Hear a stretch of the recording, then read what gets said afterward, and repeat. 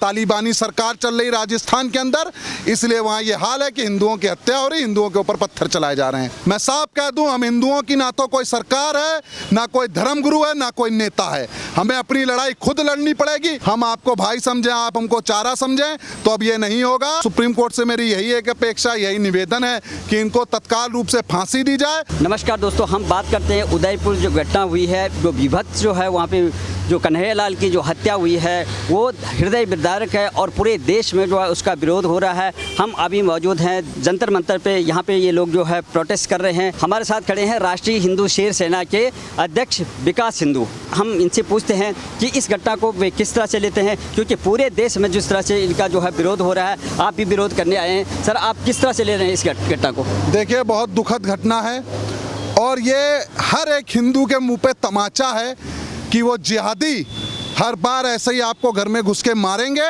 और आप ऐसे ही सहन करते रहोगे। यार, हिंदुओं के लिए एक सबक की बात है कि आज अगर आप एक नहीं हुए, एकता नहीं दिखाई आपने, तो ऐसे ही आज दिल्ली में रिंकू शर्मा की हत्या हुई, कुछ दिन पहले पालघर में संतों की हत्या हुई, फरीदाबाद में निकिता की हत्या हुई और आज उदयपुर में भी हत्या हो गई।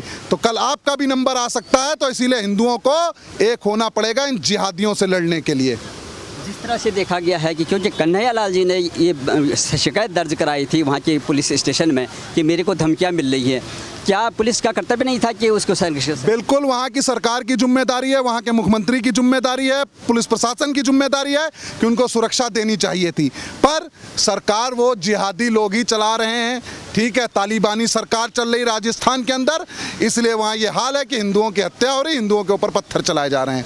पहले भी कई घटनाएं हुई हैं जिसमें कि सरकार जो है फेल हुई, वहाँ पे कई तरह से दंगे हुए और सरकार एक तुष्टिकरण की जो है नीति अपना रही है। तो आपको क्या लगता है? देखिए, ऐसा है ना, एक विशेष समुदाय के मुसलमानों के पक्ष में वो सरकार वहाँ काम कर रही है। ठीक है, उन जिहादियों को ठीक है खुली छूट दे रखी है कि वो किसी भी हिंदू के घर में घुस के हत्या कर सकते हैं। और ये हिंदुओं की कमी है कि उस बाजार में ना जाने कितनी और हिंदुओं की दुकान होगी, कैसे वो दोनों जिहादी वहाँ से बच के जा सकते हैं, कैसे वो जिहादी वहाँ से बच के जा सकते थे। अगर आप इतने सब थे तो वहीं गिरा के, जैसे उसने चाकू मार के गर्दन काटी थी।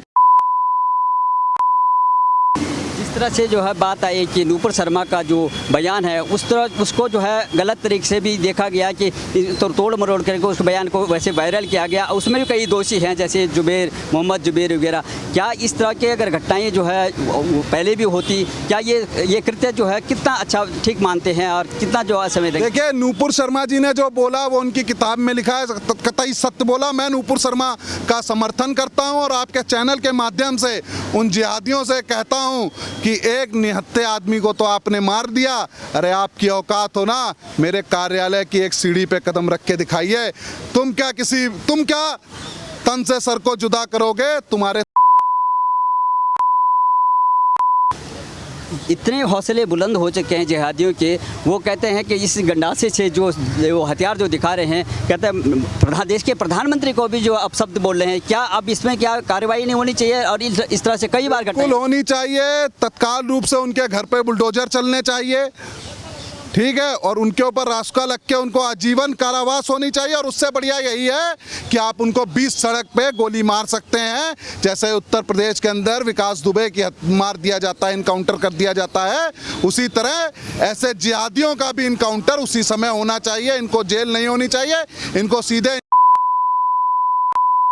कन्हैयालाल जी के परिवार वाले कह रहे हैं कि हमें इनकी जो है फांसी की मांग कर रहे हैं वो। तो इस तरह के जो विभत्स जो घटना होती है उसको कानून से किस तरह की मांग करते हैं हम, क्योंकि हमारे देश की इस कानून की कार्यप्रणाली बहुत लंबी है और वो फिर खींच दी जाएगी। आप किस तरह का न्याय चाहते हैं? देखिए, कुछ नहीं होगा। कानून में क्या होता है, रिंकू शर्मा के हत्यारे खुले घूम रहे हैं।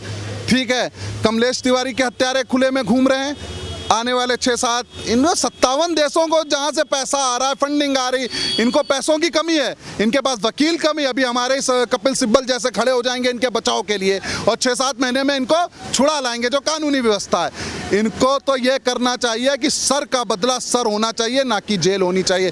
कानून अपना काम करेगा, पर हिंदुओं को जागना चाहिए। अगर वो हमारा सर काटते हैं, धमकी देते हैं, तो उससे पहले हमें देखा होगा कई मामलों में जो है कानून व्यवस्था की जब तक बात आती है तो कई मुख्यमंत्री आपने सुने होंगे कि हमारे पास पावर नहीं है, हमारे अंडर में पुलिस नहीं है। लेकिन राजस्थान ऐसी सरकार है जो पूर्ण रूप से जो कांग्रेस से शासित है, वहाँ पर इस तरह से घटनाएं, इससे भी पहले कई घटनाएं हुई हैं जिसमें लॉ एंड ऑर्डर जो फेल होता हुआ, तब भी क्या गहलोत सरकार राजस्थान के अंदर तालिबानी सरकार है, मुसलमानों की सरकार है, इसी मारे वो ऐसे दिन दहाड़े हत्या कर रहे हैं।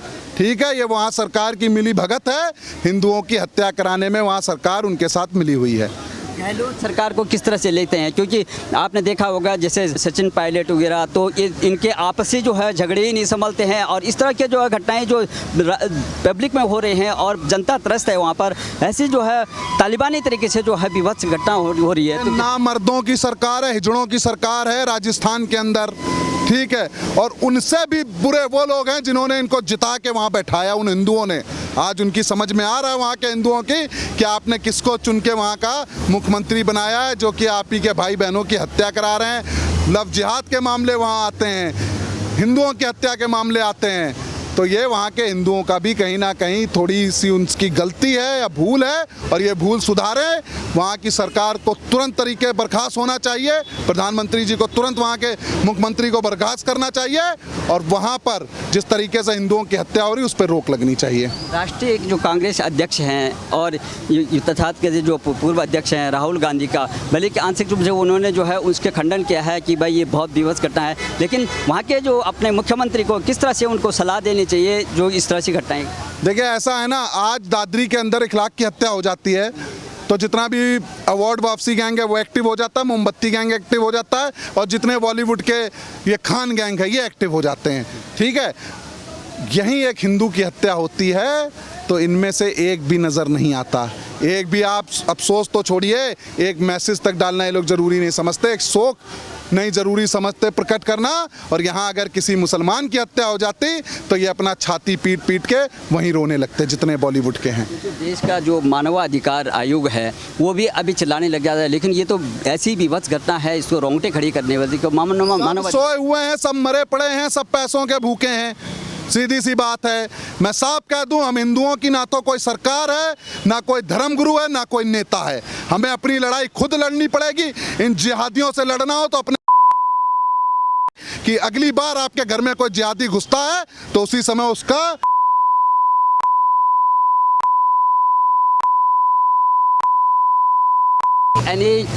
NIA ने जो रिपोर्ट दी है और वहाँ के जो DGP हैं उन्होंने जो है ये सिद्ध कर दिया है, ये अनाउंस कर दिया है कि ये एक आतंकवादी घटना है, इसमें पाकिस्तान से जुड़े हुए कुछ पुट्स मिल रहे हैं। आप देखिए सब कुछ है, पूरी प्लानिंग के साथ हो रहा था। आप अभी मोहम्मद जुबैर की बात कर रहे थे। मोहम्मद जुबैर एक वो जिहादी पत्रकार है जो कि सिर्फ हिंदू देवी देवताओं और धर्मगुरुओं का अपमान करता है। उसी मोहम्मद जुबैर की वजह से इतने दंगे हुए। ठीक है, आज वो अपनी सही जगह है, जेल में है। ठीक है, उसके अकाउंट की भी जांच हुई है। 3 महीने के अंदर उसके अकाउंट में 50 लाख रुपए आए। कहाँ से आए?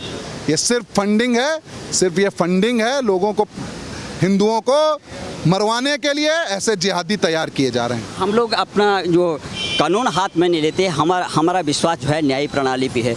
अब आप अपने देश की न्याय प्रणाली को किस तरह से किस तरह का? देखिए, अब कानून हाथ में लेना पड़ेगा। बहुत सहन कर लिया, बहुत भाईचारा निभा लिया। ठीक है, बहुत ये हो गया कि हम आपको भाई समझें, आप हमको चारा समझें, तो अब ये नहीं होगा। हमको कानून हाथ में लेना पड़ेगा। अब न्याय हम ही करेंगे। ठीक है, अब किस अगर कोई मामला ऐसा आता है, ठीक है, फिर भी न्यायालय में आएगा ये मामला। न्याय आप सुप्रीम कोर्ट से आज तक न्यायालय में किसको फांसी हो गई? रिंकू शर्मा के हत्यारे खुलेआम घूम रहे हैं, निकिता शर्मा के हत्यारे खुलेआम घूम रहे हैं, कमलेश तिवारी के हत्यारे खुलेआम घूम रहे हैं। किसको सजा मिल गई? ये हम हिंदुओं को समझना चाहिए कि iPhone 13 Pro ये सब रखना छोड़ो, अपने घर में तो वो दोनों वहां से जिंदा नहीं जा सकते थे। जिस तरीके से वो हथियार लेके आए, हिंदुओं को भी अपने घर में।